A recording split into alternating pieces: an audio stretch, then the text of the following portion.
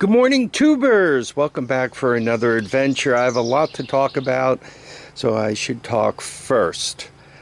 I had a flea market salvage yard extravaganza this weekend, but let's start out with some really good news. My Sony camera is found, and I'm showing you where it's found. This was my favorite hoard camera, and as a matter of fact, I liked it so much. This is number 2. The first one died. I bought this one. This one's about a year old and it got misplaced, so I replaced it with the one I'm using. And you guys could see where I found it, and I have no clue why I didn't find it before, because I looked there. I bought these knives at the market. They're SOGs, both of them, and this brass. And I put it there so it wouldn't get misplaced, and there was the camera. But strange is, I looked there for the camera before, so I'm not sure how it got there, and I'm not asking any questions. Once again, I looked there because that's the place I kind of keep the camera when I travel, so I don't misplace it. I can't explain it, maybe you guys can. The first place I went was Prospect Auto Parts. They're in New Oxford, Pennsylvania, South Central Pennsylvania, and I bought this battery. They have it so that if you trade in a battery for one of the batteries out of a wreck, they're only $15. Anyway, I tested it, and this battery's good for 750 cold cranking amps. So for $15, I think I kind of stole that battery, but I'll take it for that. The second place I went to was Morningstar Flea Market. There's a person in there known as Candy who sells hardware. So the long and short of the story is the Tacoma truck here, I hit the back light with the tailor done and broke it. So I ordered new taillights. This guy showed up and it was broken.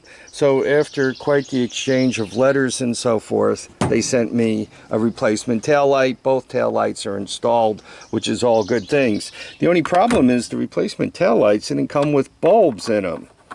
And I needed to get the right bulbs. That's the signal lamp, and they want it to blink orange. And once again, I didn't have the right bulb for it.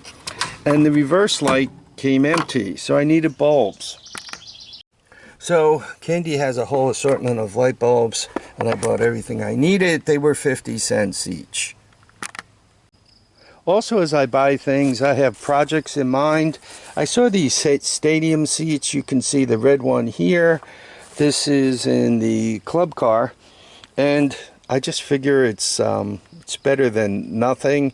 I kind of wish I bought a second set. I did see other sets floating around as I was sorting myself around, but I only picked up a set of 2. Here's one of them.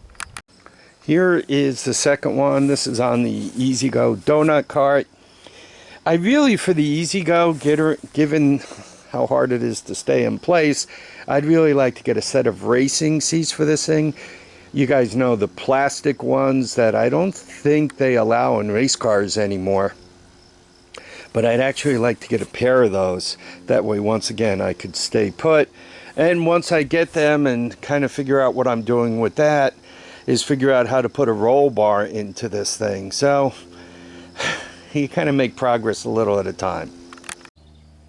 Back to the discussion of necessity. There's a person at Morningstar in the back. He sells his stuff out of containers, shipping containers.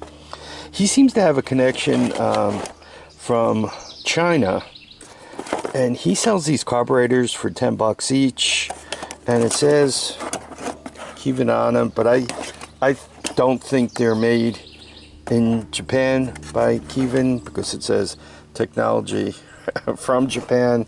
So anyway, I bought 3 27s, and or actually 4 27s. I also got a Honda, right? And I picked up a couple of PZ30s and an air filter. So I got this from that guy. He also had, he was calling these camping lights. And when I saw them, the price was unbelievable. They were only 5 bucks each. So, and they came with the plugs hooked to a cigarette lighter, plus the cigarette lighter jack. And then these are 4 foot long. Let me show you this one. These are 4 foot long. And they're really cool because, you know, they call this a dual color dimmer switch. But as you turn it from one to the other, off obviously, right? You have 2 different color LEDs here. You got bright white, then you got an amber. So as you're turning it, you could actually go from bright white to bright amber. And then there's the middle where you kind of have a little bit of both. They call it a camping light. Great for that, right? They got the hooks on it and all.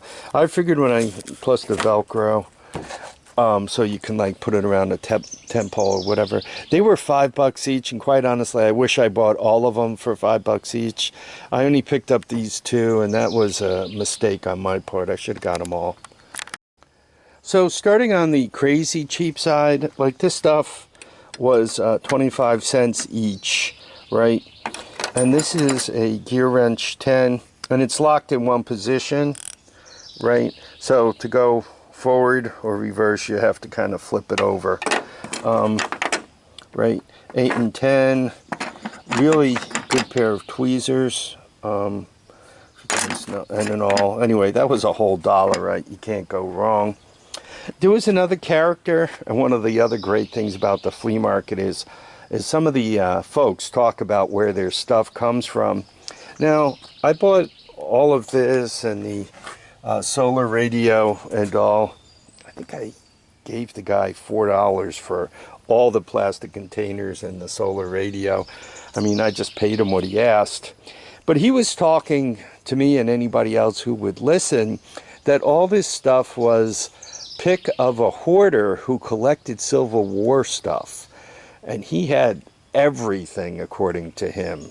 Uniforms and swords and muskets and cannonballs and you name it, he had it. And he stuffed his house full of it like a real hoarder does, you know, up in the rafters and behind the walls and some stuff hidden and all that. And toward the end, the guy kind of lost it a little bit and became one of those hoarders who starts hoarding like toilet paper used. So his family, you know, kind of got him into a home, and he didn't last long. And when he passed, the family went into the house and said, "Oh my God, this should be bulldozed."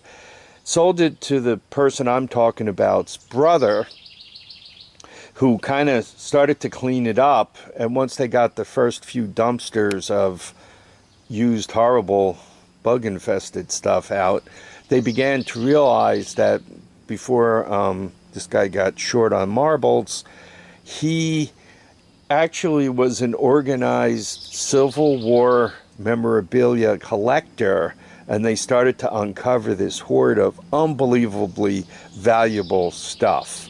Some of it's going to end up in museums, some of it's going to end up with collectors and all, but just hearing him go through it. And I was in South Central Pennsylvania, around Gettysburg area, so a lot of it was historically interesting just to listen to the discussion. So anyway, that was fun. Getting back to the flea market stuff, most of this stuff, you know, 25 cents, 50 cents, you know, 50 cents. And you go through, like, this is a toolkit for a motorcycle, right? And I got all the pieces. I think I gave the guy, I actually paid for that $5. You can see this is for a multimeter and the banana. And then there was, once again, the dollar stuff. These are metric gallons, dollar.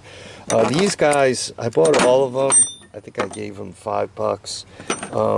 You know, the pliers, when you're getting them for 50 cents for $1. You know, the rubber mallet. Bug spray and PB. I think I went $1 a can on these.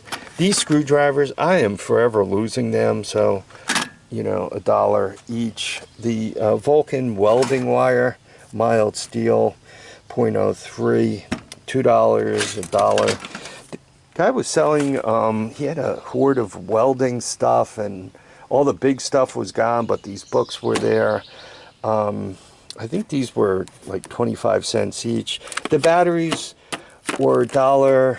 The sheetrock attachment Phillip heads, they were $1. This box, I looked at it, it was $2, and I opened it and I said, well, that's barely $2 worth of stuff. Then I said, wait a minute, you got the box too. So I went $2 on that. That's an RPM meter. I paid $1 for it. It's actually for small engines, single cylinder, wireless tach-meter. So I grabbed that. The guy there who gets the returns from the truck stop, the guy was there from the truck stop returns, whatever. So I picked up the fan. This is a couple of truck heaters, the flashing light, and this guy. They were $1 each, right? I mean, how could you not be snagging that for $1? These skeins of wire, the red ones were 50 cents, and then you could see the $1 on the spool, and there's a spool full of black down below. I already mentioned this radio. It's solar, it's crank, it's Red Cross, it's emergency. It needs a little love and attention, but I invested a whole $1 on that. Flashlights were free. This was $1. I picked it up because it's an old, and it's got the custom bend in it. I don't know if I'm going to bend it back or just keep it like this. Plumbing strap, always used. Tap, this is for taps, a tap holder, driver, whatever. Wire nuts.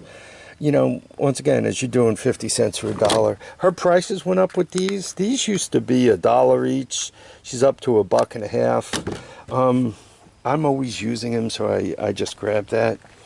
All the yellow lights in the box. Hopefully my shadow isn't messing things up too bad. He charged me, what did he get me? I think it was $2 for all of those. The sockets I picked up, he had a hoard. These are crescent sockets of, you know, 5.5 on up. And he really sold out a lot of them. So I figured while he was there, I'd grab all the sizes that I regularly drop and lose. 8 millimeters, 10 millimeters, most of them are that. I also picked up 1/4 and 5/16 because I like to lose them. Then I picked up, you know, just a couple of the bigger sizes to round things out. He got me for 50 cents each on that. This is one of those mini drones. You recharge it, and then it doesn't have a remote control, but as you put your hand underneath it, it reacts to the heat of your hand and kind of follows you around like a magic trick. I thought that was interesting. It was $2. The Tupperware containers, the 3 of them, I think the 3 of them were $1. I think all that stuff was on the dollar table. Some things I buy because they just amuse me. I just like having them around. I find them funny. Cy here, you know.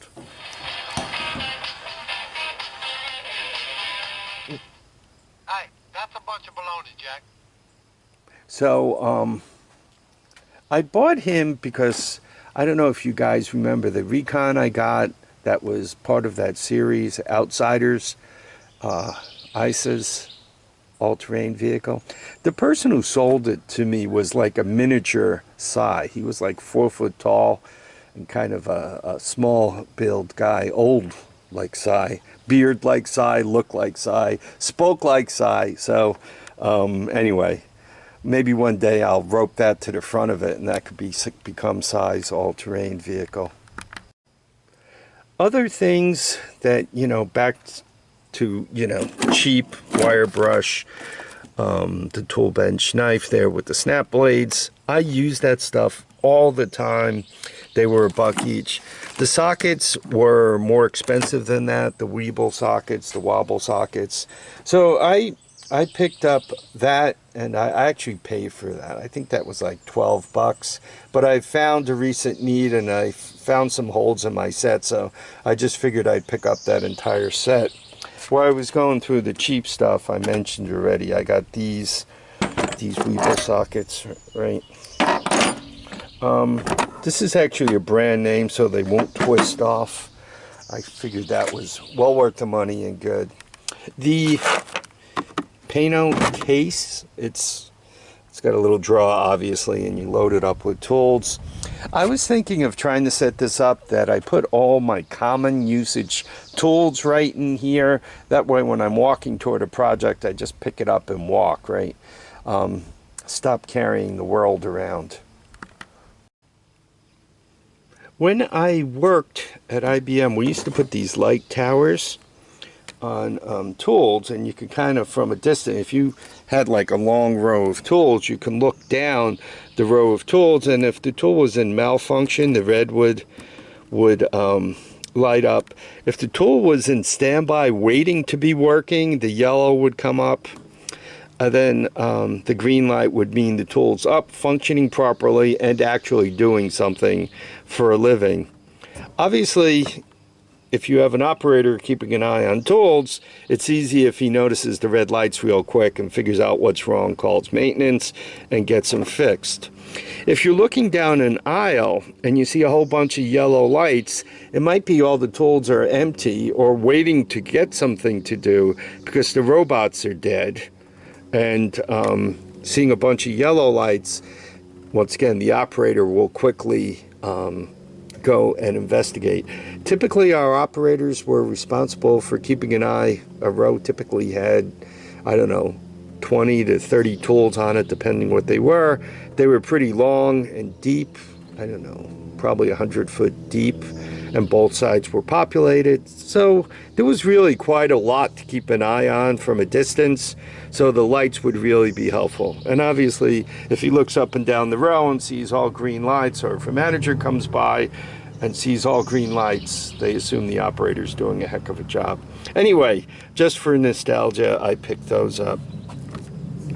These LED spotlights, right? I picked up 2 of them. They were $4 each.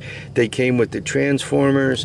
I picked up those tail lights. One of them, the magnet's missing. I think I got them along with these guys. I bought all of that. I think I went $10 for all of it. These Bell cables. This is a full set of bicycle replacement cables, right? I gave her $5 for this. She had a second one there. I probably should have bought the second package also. I regularly cut these up for brake cables on all-terrain vehicles, for throttle cables. You know, I should probably do another cable video. I've been getting better and quicker at it, so I could show you guys some of the things I've had to do. Many of you know, I try to keep the hoard rolling as much as possible. So this rolling rack and this other without wheels on it rack, wire rack, let's call it, the pair of them was $22. I got them at Williams Grove. Something quick about the rolling rack. These are all straight, parallel, really in nice shape. Makes a decent light-duty welding table because you can actually line things up right from here and down here or along the other guys. And once again, makes a really decent welding table. You could even take that guy, put it on top, kind of flip it over, rig it in up against that, right? And now you have squares, right? So for laying out things for welding, really handy, really helpful. I think this is about all of it. Nope, just a couple more things. I picked up, these are covers, stainless steel cooking covers. They're like 1 foot by 10 inches. I picked up 6 of them for $5. This is the old stainless steel, the real stainless steel, the non-magnetic stainless steel. And even if you cut it and so forth, it will not rust. Very handy if you just need to put like a circle over an exhaust system. I have a muffler particularly up above that when I saw them, I was thinking about, you know, boy, I can use that as an end cap on the muffler. I can get like a bunch of them off of it, or perhaps sacrifice 1 out of the 6 to do that kind of stuff, and then the other 5 use it for storage, for sorting nuts and bolts. I still have that huge hoard of metric American hardware that needs to be sorted through. So anyway, that's what I grabbed. Flashlights, maybe I mentioned them. They were free. Got the D batteries here for $1, Duracell. So put the two of them together and hopefully it works out. I don't know. I found this to be a really great, interesting assortment, and I really couldn't pass it up. Beautiful weather in South Central PA around the Gettysburg area, down to York down towards York for the Morningstar shot. Good traveling weather, but it was hot as the dickens. The Tacoma did everything it was supposed to. The air conditioner worked well. I probably put, I don't know, 700 miles on the thing this weekend. So it did really well for me. Sorry for not getting a video out last night. By the time I got home, I was up at 4 o'clock in the morning to go to Williams Grove. And I didn't get home until, was about 5 o'clock. And then the air conditioner wasn't working. So I had to do a fill on that. I've been meaning to make a video about filling up the heat pump with Freon. Maybe you guys will see that soon. So by the time I got supper and so forth, I think it was about 7:30. I kind of dozed off in the chair. Then I just said the heck with it, went to bed about 8 o'clock. So it was a lot of driving. It was a very long trip. Anyhow, I really want to thank you guys for dropping by to watch and comment. I want to thank the forces of the universe for returning my Sony camera. That's always a good thing. And in the meantime, I need you all to keep your feet down, your heads up. I need you all to get out there and enjoy each and every day. Bye now.